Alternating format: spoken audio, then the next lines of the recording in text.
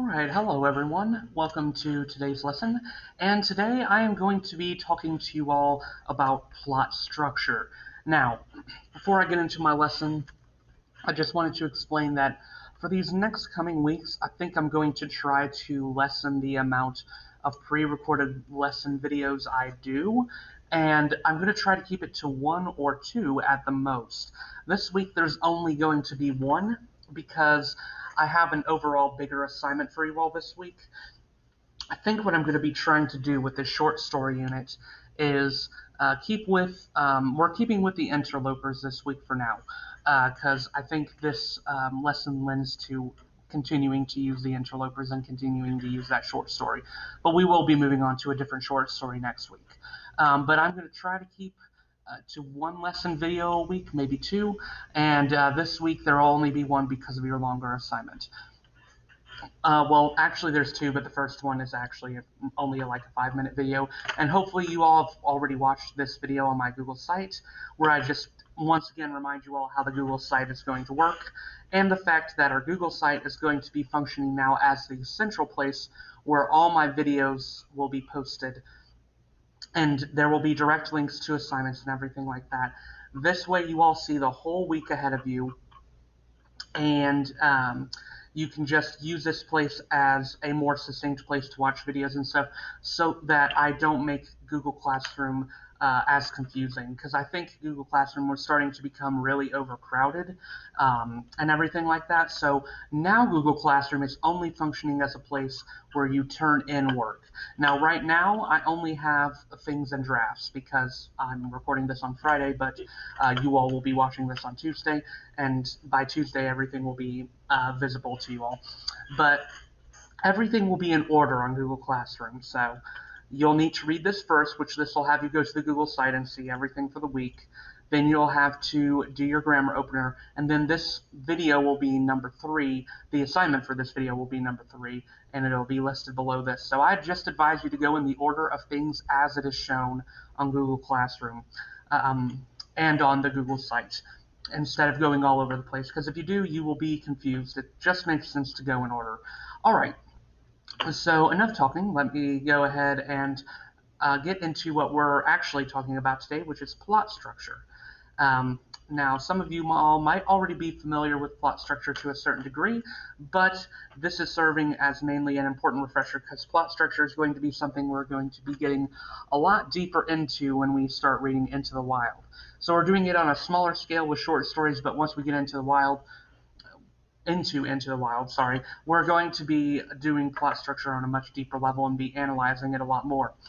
So, first of all, what is plot? So plot is the main events of a play, novel, movie, or similar work devised and presented by the writer.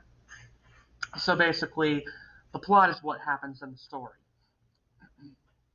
Now, that's a simpler definition. The plot is anything that occurs in the story. So when a character appears, that's part of the plot. When a conflict appears, that's part of the plot. When an event happens, that's part of the plot. Essentially, most everything that happens in the story is the plot in one way or the other. Okay.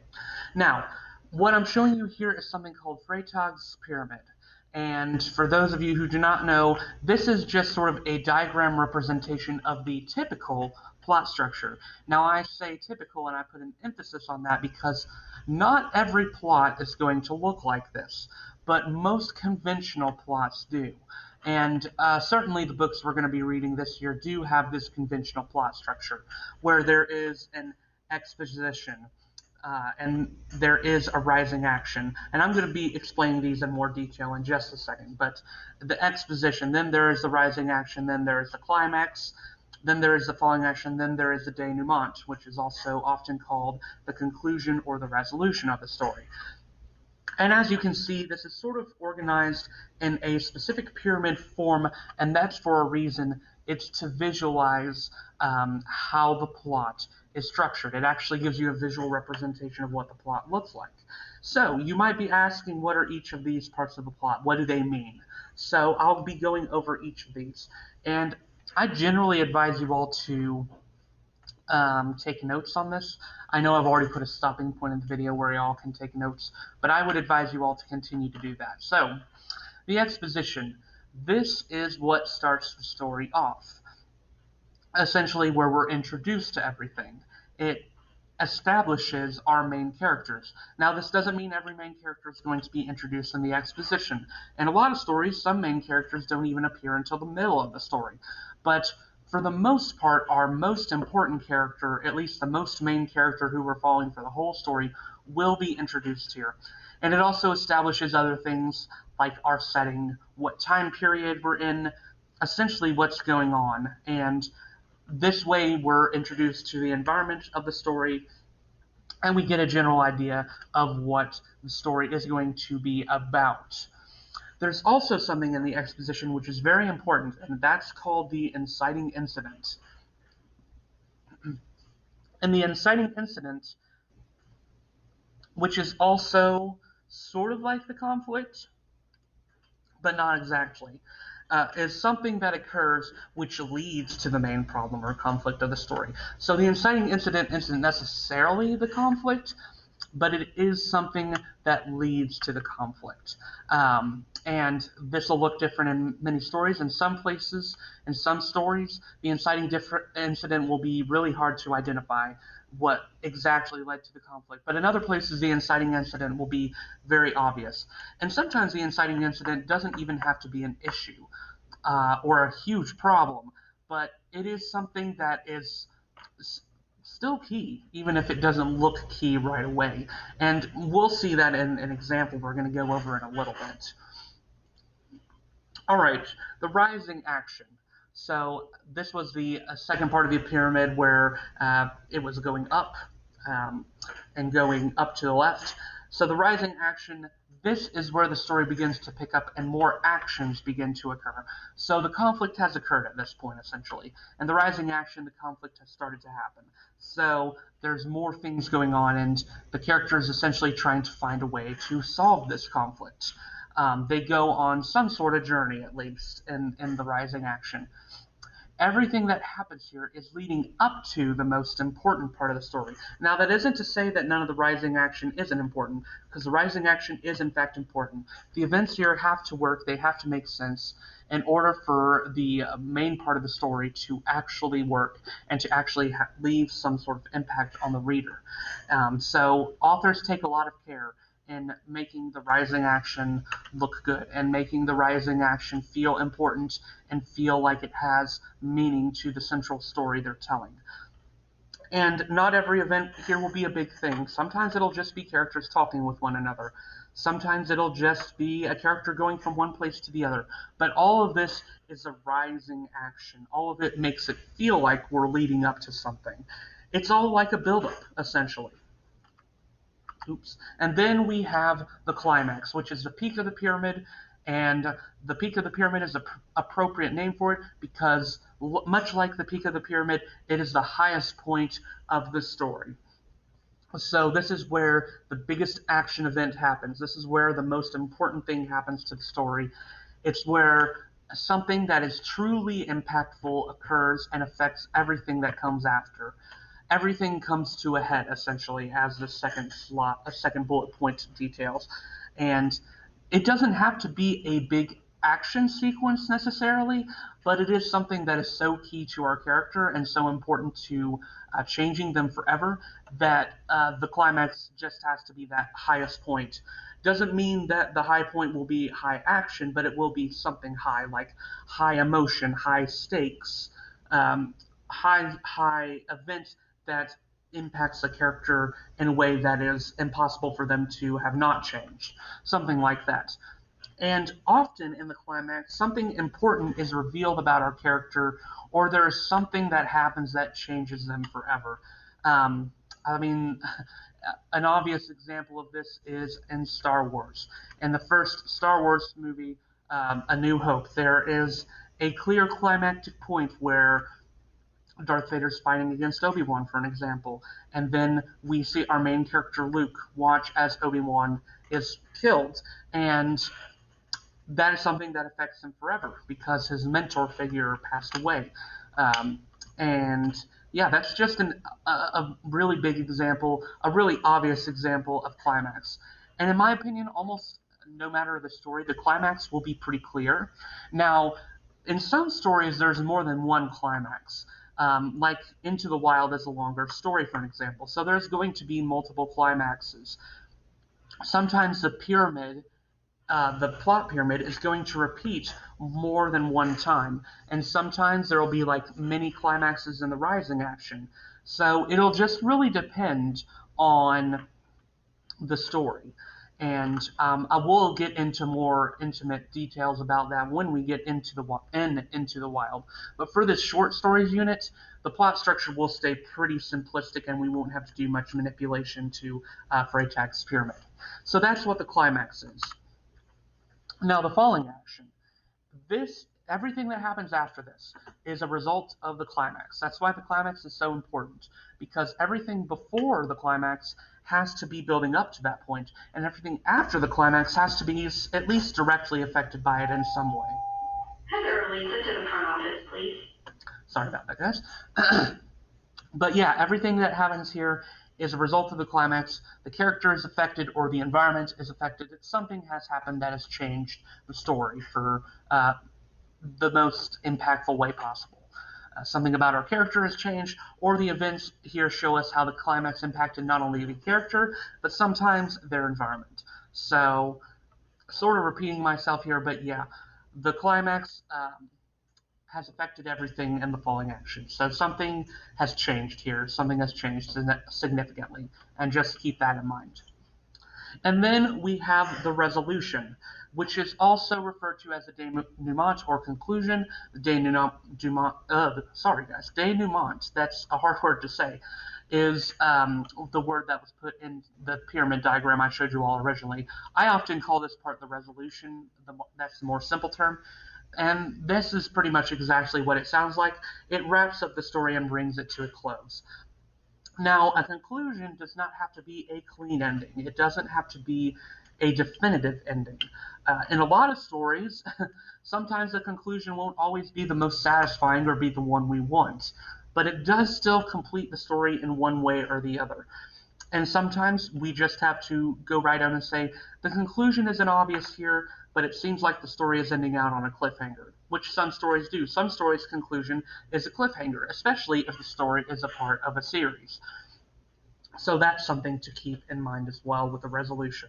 But yeah, the resolution is probably the most easily defined part of the story because it's the very end of the story. It's where we're wrapping everything up. All right. Now, before oh, sorry, that slide is backwards. So we're going to be watching this animated short really quick. Now, let me see if I can get my toolbar back up before I do this. Okay, there we go. All right, so we're going to be watching this short clip. And while we're watching it, I want you all to think about all those plot points that I talked about. And I want you all to think about what parts of the plot this story is following. Like, where in the story, what is the exposition of the story? What is the rising action of the story? What is the climax? Things like that. I want you all to keep that in mind while I play this. So I'm going to take my camera away, and I'm going to exit out of this. All right, here we go. Actually, I'm going to turn up the volume real quick.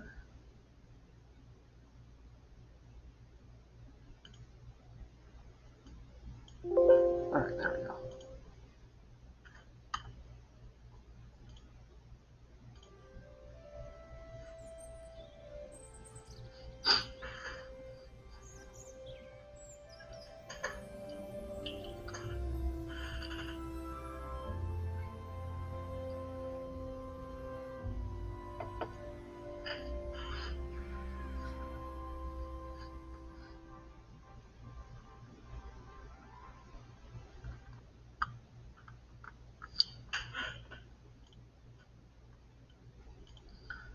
Alright, sorry guys, I accidentally went back a slide, but I started it back where we were before.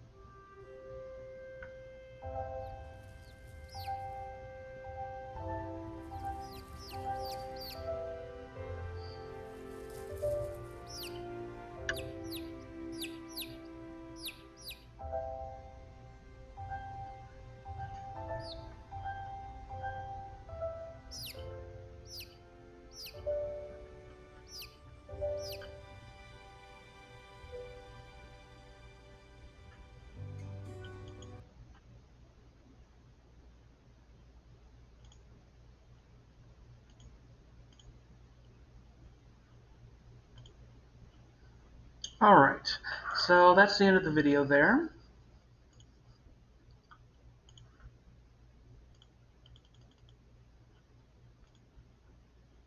Alright, so before I discuss the plot points of that, I am going to put a point in this video where you all are going to have to answer a question in just a second. And I'm going to ask you all to identify one of the parts of the plot to what you all think is the best of your knowledge. So I'm going to go ahead and stop now. Okay, now that you all are finished with that question, I'm going to go ahead and go over all the plot points here that I put down. So for the sorry, that's meant to say exposition, not rising action there. But for the exposition, the boy is watching TV. That's all we really get for the exposition. That's all that's really established there is that the boy is watching TV, Western TV to be more specific. And then the inciting incident, which sort of leads to the conflict, is that the boy finds himself transported into an imaginary Western world, and he has to use his Nerf gun to play fight against these robbers slash bandits, who obviously aren't really real, as is revealed in the real world. They're just little action figures that he has. But this sort of is the main conflict, because he has to use his Nerf gun to fight. Now, with the rising action, the boy continues to play. And something important in the story that we can sort of see is that imagination and reality are sort of blurred for the boy. So he sees that he's shooting bandits with his Nerf gun, but in real life he's just shooting minifigures with his Nerf gun. But then he discovers this new toy gun, which looks very different from his Nerf gun, and it still looks like a toy from him, but it has been established from now that imagination and reality for the boy are a little different. So he sees this as a toy gun. However, as the climax reveals, now there is an initial climax, which we think is the real climax, where the boy is finally facing this last robber. But in real life, it's revealed the actual climax. The toy gun that the boy had, which looks like purple and orange and like a fun little revolver toy, is actually a real gun with real bullets. And I think it's supposed to be the father's gun that he had hidden away in a box and had tried to put high up so the boy couldn't reach it. But he did reach it because one of his Nerf bullets was stuck on the box, and he pulled that box down and took the gun from it. So we discovered in real life that the toy gun was in fact a real gun, and he accidentally killed a bird, which is why the short story is called The Boy and the Robin. So that's the big climax there, and of course it definitely affects the character. We see him crying and hugging on his father, feeling horrible about it. But there is a resolution to this, which we see the boy has changed. He finds some baby birds that the bird had, and he decides to take care of him. And we see a purposeful shot of him leaving the gun behind. He puts the gun down and instead goes to take care of the bird.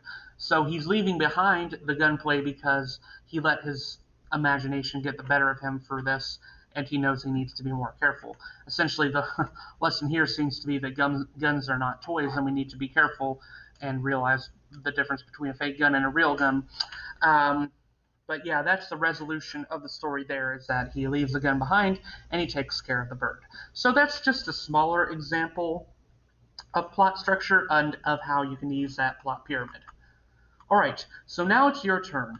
And let me show you here real quick. So like I said, we're going to be using the short story, The Interlopers, for this assignment. So I'm not having you all read a new short story this week. That'll be for next week with our bigger summative assessment before fall break. Or sorry, not next week. The week after. Next week we will be starting a new short story, but the week after will be the summative assessment, not next week. All right, but just keeping on the interlopers for now. Below is the plot diagram. Once again, I put Freytag's pyramid in here for your all's reference. And it includes all the elements of the plot, including the exposition, rising action, climax, falling action, and denouement. The only thing I don't have in here is the inciting incident, which I don't want you all to identify the inciting incident for now for this assignment. But with the interlopers, I want you all to answer each of these following questions. And remember, this is the only assignment due this week, so nothing else is due besides that opener from Monday. So identify 2 events that are part of the exposition. Then I want you to identify 3 events that are part of the rising action. Then identify 1 event that serves as the climax or the highest point of action in the story. Identify 2 events that are part of the falling action, and then identify 1 event that serves as the resolution of the story. Now, if you all have read the story, I'm sure you all know that the Interlopers doesn't exactly have a resolution, but there is something that ends off the story which you all can identify. So keep that in mind for number 5. Alright, so that's your all's assignment for the week. Remember, this is due on Sunday, September 20th. And that ends our lesson for today. Just continue looking through the week to see what else you have. Alright, see you all probably next week. I may talk to you all one more time this week, but most likely not. So just finish this lesson video and then continue on with all the rest of the things we have on our Google site. Thank you all.